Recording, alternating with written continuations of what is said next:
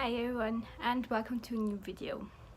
Now in September it's back to school season, which means that we're all getting prepared to go back to school or university or whatever you're intending, and it also means that we sort of get our reading lists up if we do have them in our schedule. It also seems to be the season on social media currently it's a trend to post 5 books, for example, or 5 movies that you would recommend to other people to get them a feeling of who you are and what your taste is. Now, Matthew over at MC's Books reached out to me and asked me if I would like to join him in a project that goes along with those two current trends. And therefore, I will be linking his video, which will be up on the same time as mine, in the description box. And as you can see by the title, this video will be 5 books that represent or give you a taste of what my degree looks like and what it means to me, which I find very perfect, as you probably saw my art in art movement book tag, which I did last week, as well as my update on what I will be studying. Therefore, I gladly joined him in this task of showing you 5 books that to me sum up not only my degree, but also what I am looking for in my degree and what I'm most interested in. I decided to go with 5 books that represent both my major and my minor. I'm majoring in art history and my minor is in popular culture studies, and all those books I chose will represent both of them. I sort of chose 3 to represent art history and 2 to represent pop culture analysis or studies. I will be starting with my art history degree because this is the degree I'm majoring in. And I could have gone with the history of art or history in art by Martin Kemp, which I will be leaving in the description box nonetheless. But I thought I would not go with the most obvious one, but still a pretty famous one, but one that has not only influenced my choice of taking this degree, but also is very important in summarizing what we will be doing throughout my degree, and that's Ways of Seeing by John Berger.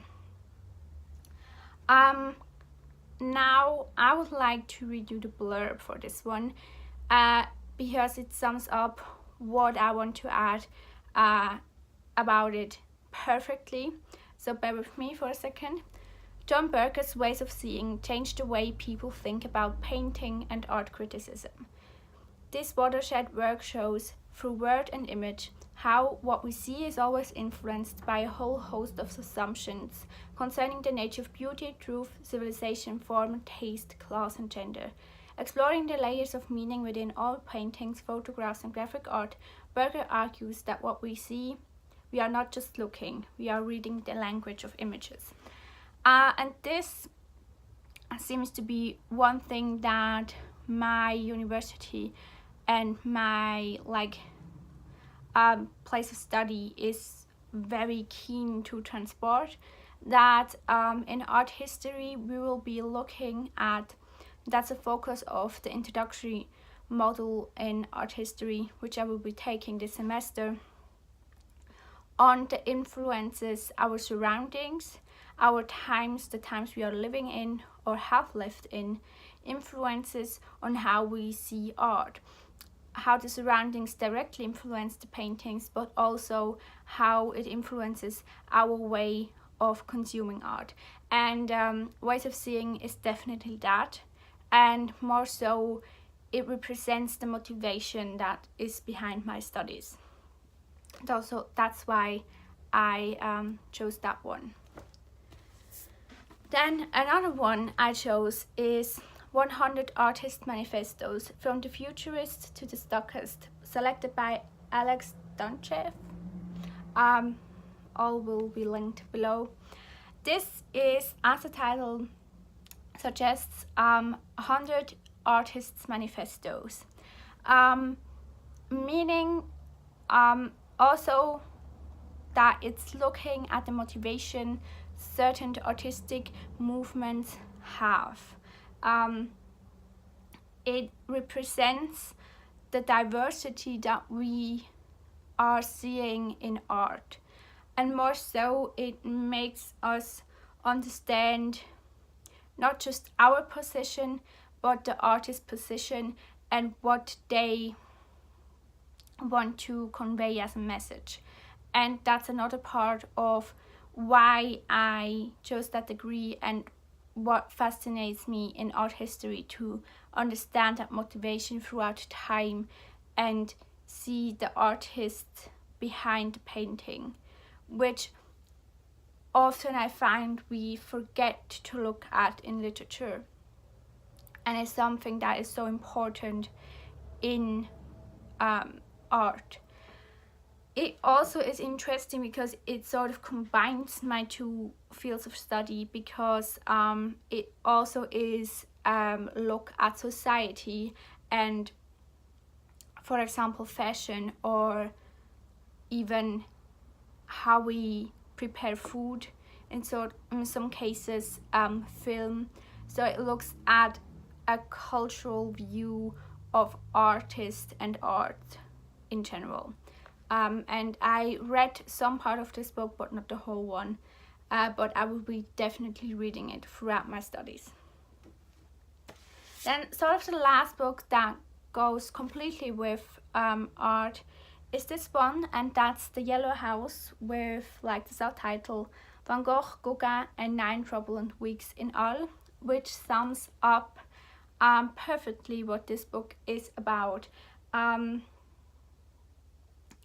It is the time spent from October to December of 1888, where Gauguin and Van Gogh lived in the French provincial part of Arles together in a house.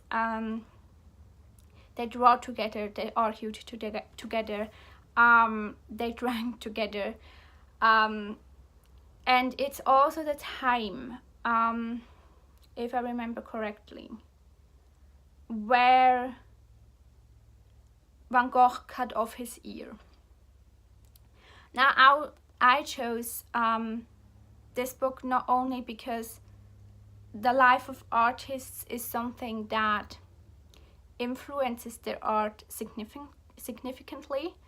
A lot of paintings represent artists' feelings, current situations going on in their life, but in the general society.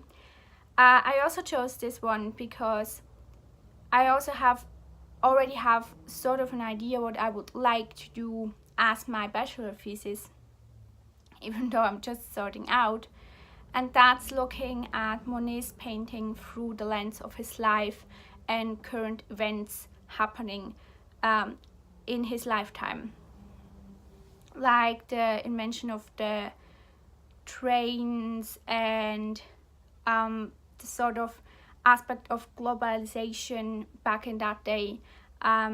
There's a lot of influence of Japan in his paintings, in his later paintings, and I would like to look at the influence of his life on his painting. Here we have the influence of Van Gogh's lives and Gauguin's life, and their life intertwining on their painting and their art and their artistic being. And I think once more that understanding the artist is oftentimes understanding its art.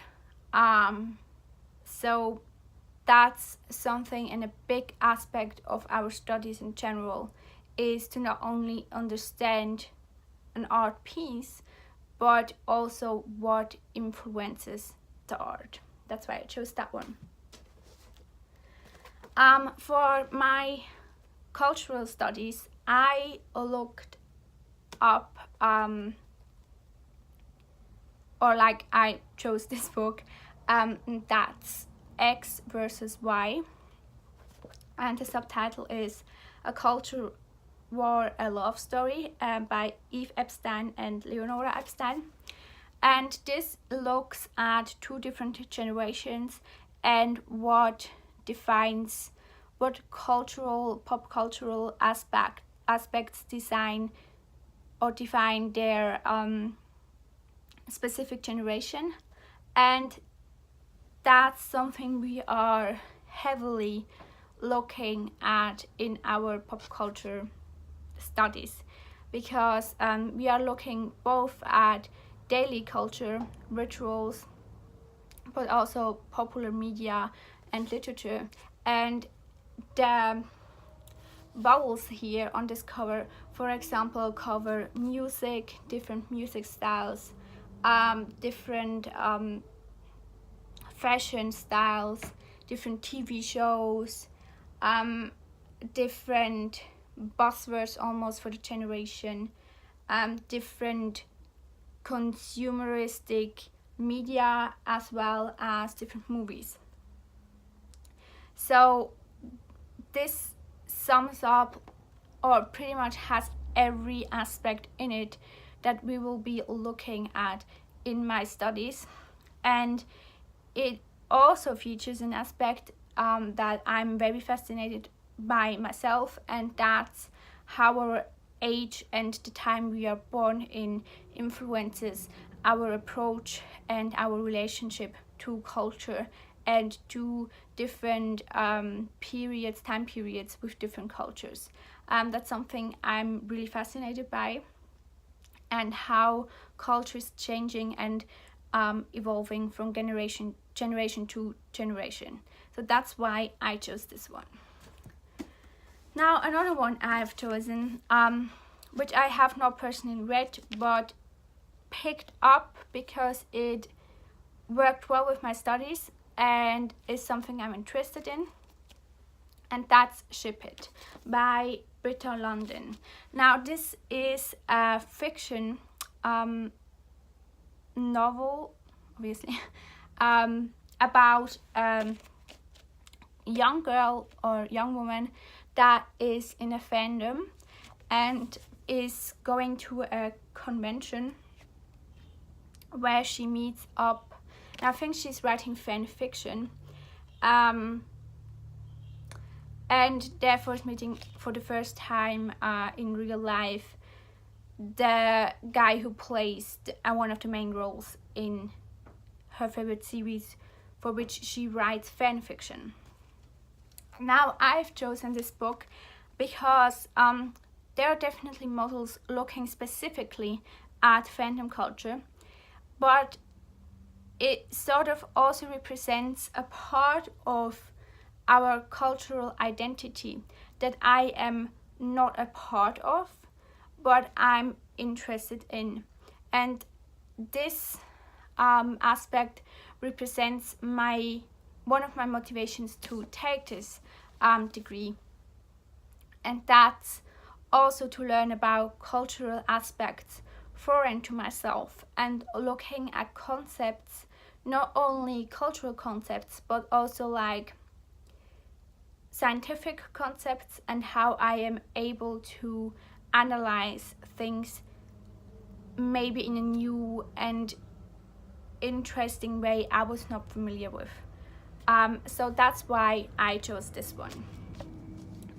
So maybe as sort of summary, Ways of Seeing by John Berger, because it represents why we are interested in art and what is influencing art within our surroundings and our ways of living. 100 Artists Manifestos, because it is a great summary of the diversity that we are looking at in art history, and once more looking at the artistic motivation directly influenced by an artist and what the message they want to transport. Then The Yellow House, a more personal look at an artist's life and the influences it can have on the artist. X and Y, for representing basically every aspect we are looking at in that field of studying and showing one of my biggest interests within that. And lastly, Ship It, to represent my interest and my curiosity to explore new aspects of culture. So those are my 5 books to represent my studies and give you a taste of what I think my study means to me.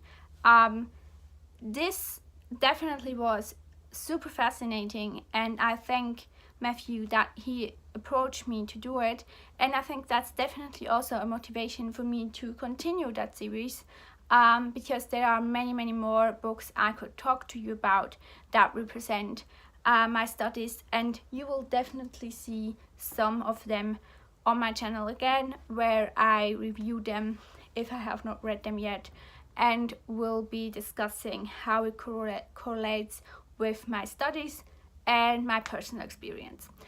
So yeah, definitely go check out Matthew's video with his books. Okay.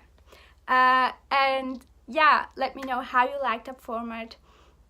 If you would like to see any opinion on any specific book, more or less in the future, and yeah, definitely let me know what you think, and if you are going back to school.